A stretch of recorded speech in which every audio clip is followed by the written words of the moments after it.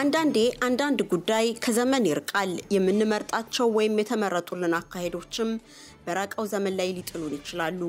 አማረች አሸበረቀች በመንላት ኢትዮጵያ ውስጥ ወረርሽኝ ናቸው በሚባሉ ህመሞች ዜጎች እየሞቱ መሆናቸውን ችላ ማለት መዳዳት ግን ስህተት ይሆናል በአደጋው ለመደንገጥ ስንት ሰው በሞት ያምልጥ የዚህ ሳምንት የአሃዱ ሬዲዮ ሳምንታዊው አብይ ጉዳይ ጥያቄ ነው አገር ባለመረጋጋት ውስጥ ስትሆን ጦርነት ሲያዳክማትና ውጥረቶች ሲበረቱ እንደወደቀ ግንድ ጠላትና ባለምሳሩ ይበዛባታል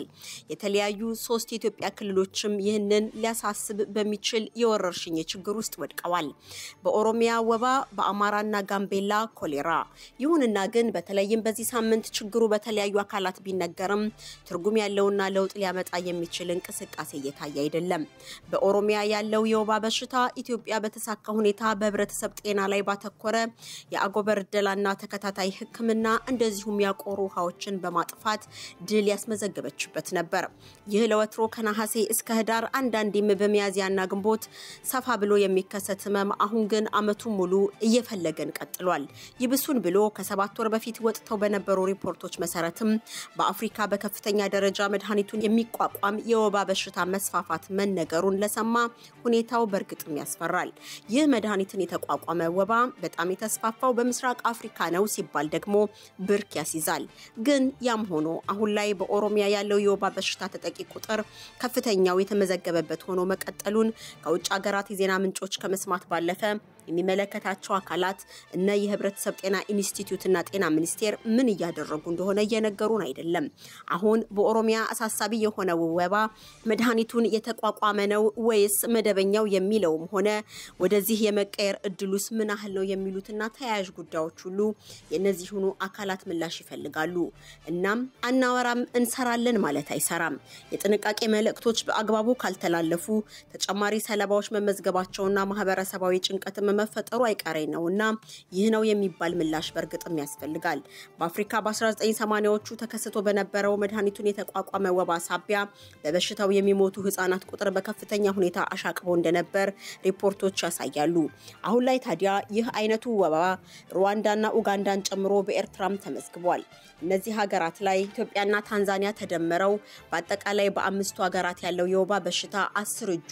መድኃኒቱን የተቋቋመ እንደሆነ ይታመናል በዚህ ስጋት ውስጥ ሆኖ ሰዎች በወባ እየሞቱ መሆናቸውና ቁጥሩም ትኩረት እንደሚሻው ሲነገር መስማት እንደ ኢትዮጵያ ላያሳስበን ይገባል የሚለው አሃዱ በተለይ ከሰኔ በኋላ ስርጭቱ ከፍ የማለቱ ተፈጥሯዊ የወቅት ቅይርን ከግጭት ያስገባ ወረርሽኙ በኋላም ላይ ከኦሮሚያም ጭምር ርቆ ሌሎችንም ክልሎች ሊያዳርስ እንደሚችል ማሰብ አስቦ መዘጋጀት ላይ ትኩረት ቢደረግ ይላል ሌላኛው ግጭትና ጦርነት ግርግርና መሻኮት የሸፈነው በሽታ የተከሰተው በአማራ ክልል ነው ክልሉ ሰውና ተፈጥሮ ባደረሱበት በደል 102 ቢሊዮን ብር እፈልጋለሁ ይያለ በመቶ ሺዎች የሚቆጠሩ ነዋሪዎቹ መፈናቀላቸውን እየገለጸ ከ6000 በላይ ትምህርት ቤት እንደወደመብኝም እወቁ ይያለ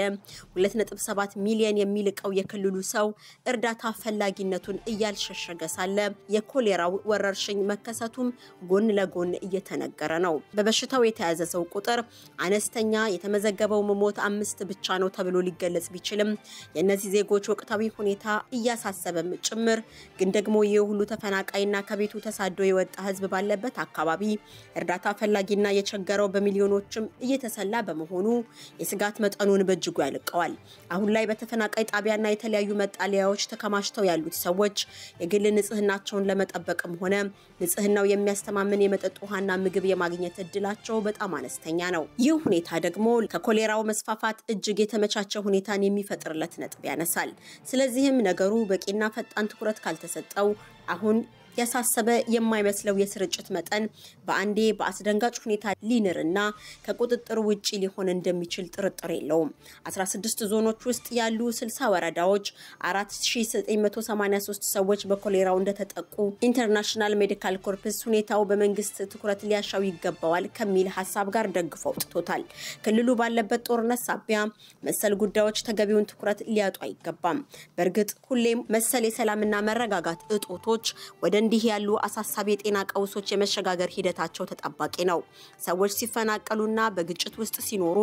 ወይም የተፈጥሮ አደጋ ሲያጋጥማቸው የቀውሱ ስቃይ ቀጥተኛ ተጽዕኖ በጤናቸው ላይ ያሳድራል ያለው ኢንተርናሽናል ኮርፕስ በዋናነት የሰዎች የመኖሪያ አካባቢን ሰላማዊ ማድረጉ አስፈላጊ ቢሆንም ያ ሳይሆን ቀርቶ የበሽታ መቀስቀስ ምልክቶች ከታዩ ግን መንግስታዊ ያልሆነውም ተቋም አፋጣኝ ምላሽ ሊሰጡበት እንደሚገባ የጥናትና ምርምሮቹን ዋቢ አድርጎ ይመክራል። አሃዱም ይህን ምክር ይጋራል።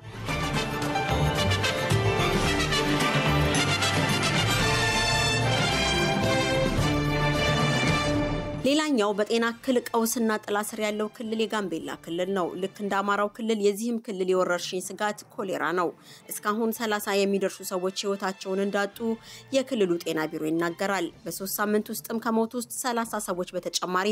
ከ1000 የሚልቁ ሰዎች በበሽታው ተይዘዋል። እዚህ ክልል ደግሞ ዋነኛው እክል ሆኖ የተጠቀሰው መሰረተ ልማት ነው። በቂ የመንገድ ዝርጋታ አለመኖር ህሙማኑን አፋጣኝ ምላሽ ለመስጠት አላስቻለም። በቂ መድኃኒትም የለም ያለው የጤናው ቢሮ ነው። ለዚህ ደግሞ በሽታው በፍጥነት ከሰው ወደ ሰው የሚዛመት መሆኑን ከግምት በማስገባት ከፌደራል መንግስቱ ጋር የተባበረ ምላሽ በአፋጣኝ ሊሰጠው ያስፈልጋል። የአምቡላንስና የሌሎች ተሽከርካሪዎች እንደ ልብ ያለ መገኘትም ከጋምቤላው ክልል ነዋሪ ህይወት የሚበልጥ የሚቸግር አይደለምና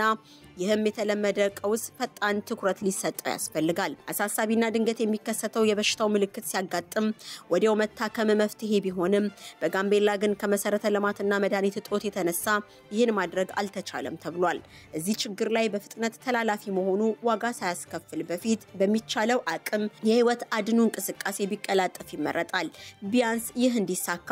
የመተላለፍ ምጣኔውን ለመቀነስ በቂ መረጃና የጥንቃቄ ሂደቶቹ በብዙሃን መገናኛ በብዛት ይነገሩ፣ እንደ ልብም መረጃው ይተላለፍ። የጤና ቢሮም ባልተቻሉት የህክምና ሂደቶች ላይ ከመስራቱ ጎን ለጎን የስርጭት መገታቱ ላይ እንቅስቃሴ ማድረግ የሚጠበቅባቸዋል። የሚጠቡ ህፃናት ቢታመሙ የበለጠ ማጥባት፣ ሳሙና ቢጠፋ በአመድ መታጠብን መምከር ከአሁኗ ኢትዮጵያ መልክ ጋር የሚያስነውር መስሎ ሊታይ ቢችልም ይህን ማድረግ ባለመቻል የሰው ህይወት ከማለፍ እንደማይብስ እንመን የሚለው አሃዱ ምንም ከሰው ህይወት አይበልጥም እያለ አደጋን በሰለባው ቁጥር ብቻ አንተመን ይላል። አንዳንድ ጉዳይ ከዘመን ይርቃል። የምንመርጣቸው ወይም የተመረጡልን አካሄዶችም በራቀው ዘመን ላይ ሊጥሉን ይችላሉ። አማረች አሸበረቀች በምንላት ኢትዮጵያ ውስጥ ወረርሽኝ ናቸው በሚባሉ ህመሞች ዜጎች እየሞቱ መሆናቸውን ችላ ልንል መዳዳት ግን ስህተት ይሆናል። በአደጋው ለመደንገጥ ስንት ሰው በሞት ያምልጥ? የዚህ ሳምንት የአሃዱ ሬዲዮ አብይ ጉዳይ ጥያቄ